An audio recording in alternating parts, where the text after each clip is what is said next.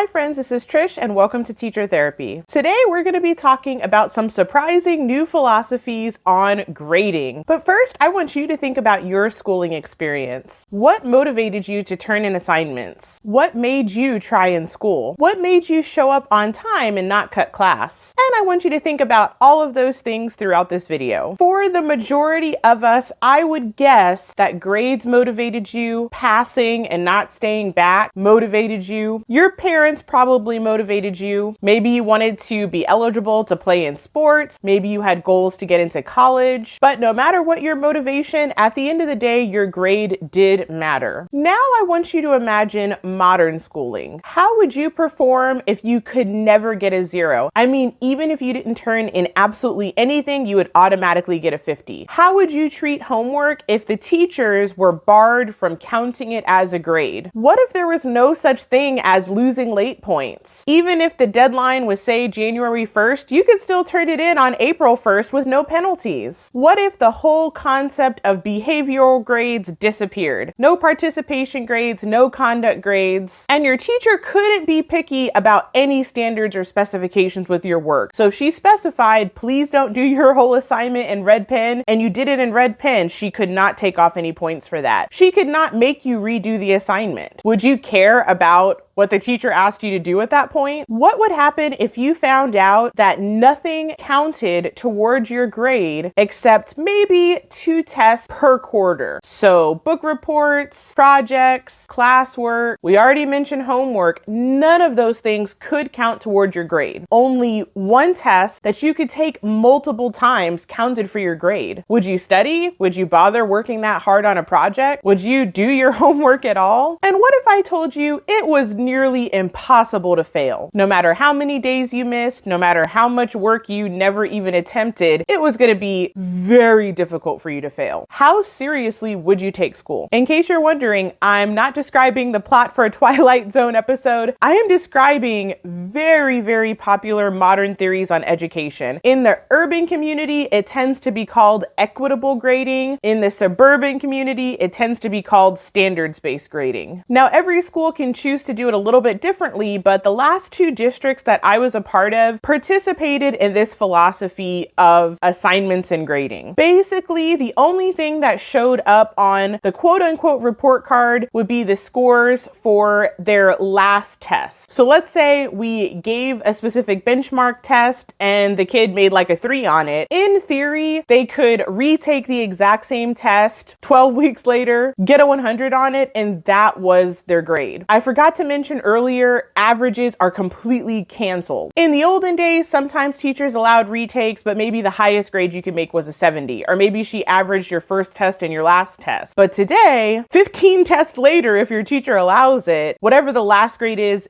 your final grade. I also forgot to mention the A through F system is totally gone. You might get a W for working towards, or an M for mastery, or an A for approaching, but the traditional grading system is basically gone. You can probably tell how I feel about this, and you can probably guess the problems that I had with this system. It was so hard to get students to do work. And in 2020 and beyond, it seemed like hard went to impossible because students knew they really couldn't fail. They knew that they weren't going to really be held accountable for missing work. Yet guess who's sweating? It's the teachers. You're going to love this part. Teachers are graded off of students' scores. So we go to all of these data meetings where we basically get evaluated on how the students did on their tests. So teachers essentially can fail, but the students can't. So this gives teachers a lot of incentive and buy-in to really push these tests, because we know that we're ultimately held accountable for the result. Even if the kids didn't do the readings, the homework, the practice, the project, they did absolutely nothing.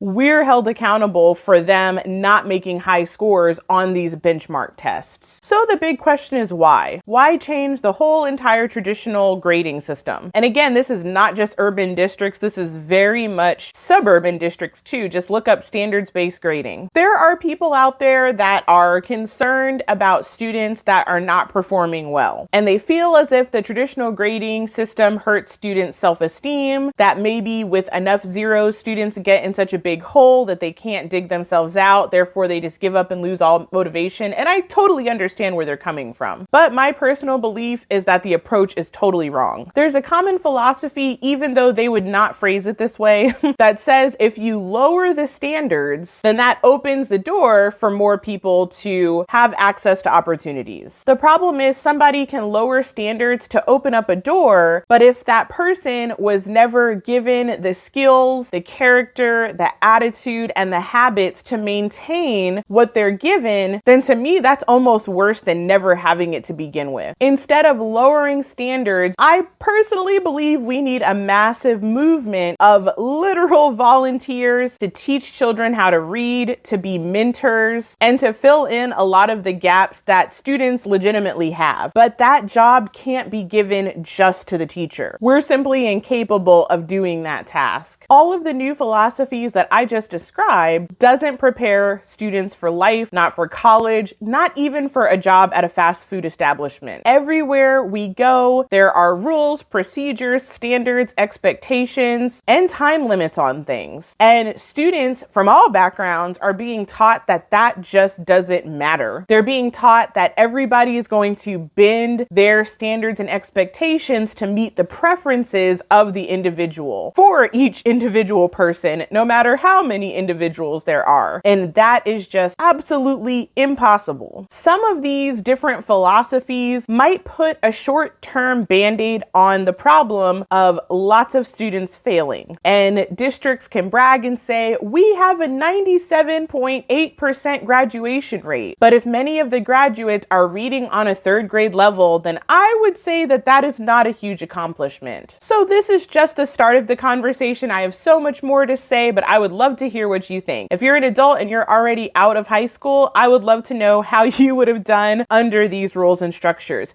I would doubly love to hear from actual students that are in schools that have some of these policies and rules. I would love to know if you've ever seen it work. If there's any teachers out there that have seen this implemented and feel good about it, I would love to hear why. I am open-minded, but all I could do is kind of go by my experiences and what I've seen, and from what I saw, it was not good. As always, let me know if you guys have any video ideas, and I would love it if you would like and subscribe. Have a